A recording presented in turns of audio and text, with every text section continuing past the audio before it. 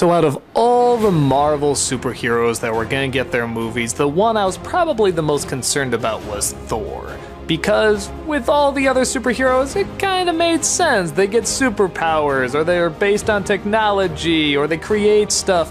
Thor was a god. How do you do that?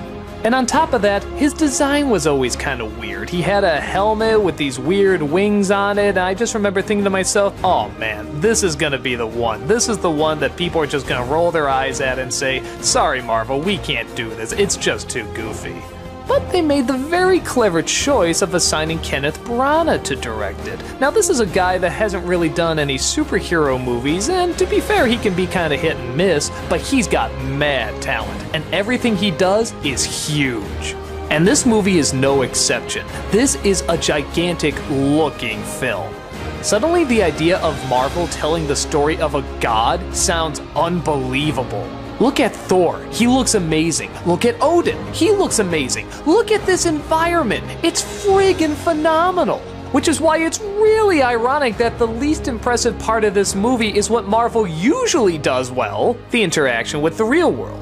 Yep, they just decide to make this a fish out of water story, with Thor pissing off his father Odin and Odin banishing him to the world of Earth, taking away his powers. He spends his time befriending a group of scientists, one of them played by Natalie Portman, learning how to be a true humble hero, and figuring out how to get back to stop his sinister brother Loki from taking over the throne. So on the one hand, you might think the stuff where he goes to Earth is beyond painful, and to its credit, it's not.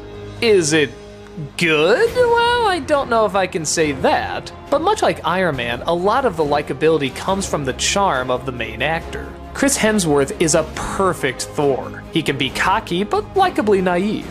He has a lot of anger, but you know deep down he's a gentle guy.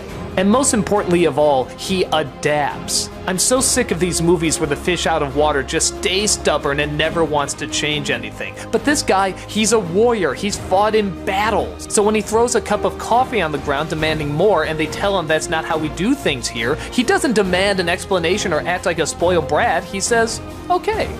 This is what makes the movie work. He actually evolves, he actually changes. Because of this, we can stomach a lot more of the traditional stuff. Which, with that being said, it is pretty traditional. The love interests and side characters on Earth are not very interesting, the battle scenes are kinda standard. And yeah, was this the best story you could have done with the idea of Thor? Probably not. But luckily, they do often come back to the world of the gods, and every time it does, it looks amazing. You feel the gigantic size and weight of this again, even though it never loses track that it's still a comic book movie. In my opinion, maybe one of the greatest looking comic book movies ever. Does the story make a whole lot of sense? Not particularly. Is it especially engaging? No, there's nothing really that new. But the way it's acted and the way it's shown makes it a lot of fun. I wish they didn't have to do this story where he travels to Earth, but it's passable. And anytime it's not on Earth, it's really friggin' cool. We do get a few battles in this realm, and we do feel this frustration between the brothers Loki and Thor. And though, maybe kind of awkwardly and over time, Loki does become a pretty good villain. I guess you could still look at all this and say it's still pretty silly, but it's just so epically silly. I love how seriously everybody is taking this. Look at the expressions on their faces, look at these visuals. This looks like something out of some grand mythology. So I guess the best way I can describe it is, if you want to see Thor being Thor, you'll get it. You just gotta wade through some predictable standard stuff. But as that predictable standard stuff goes, it's not as bad as you would think.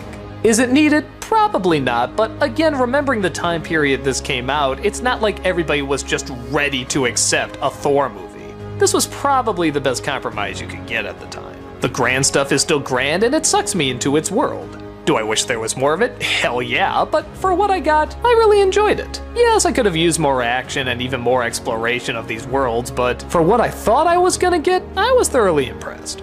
Not the best by any means, but impressive enough for me.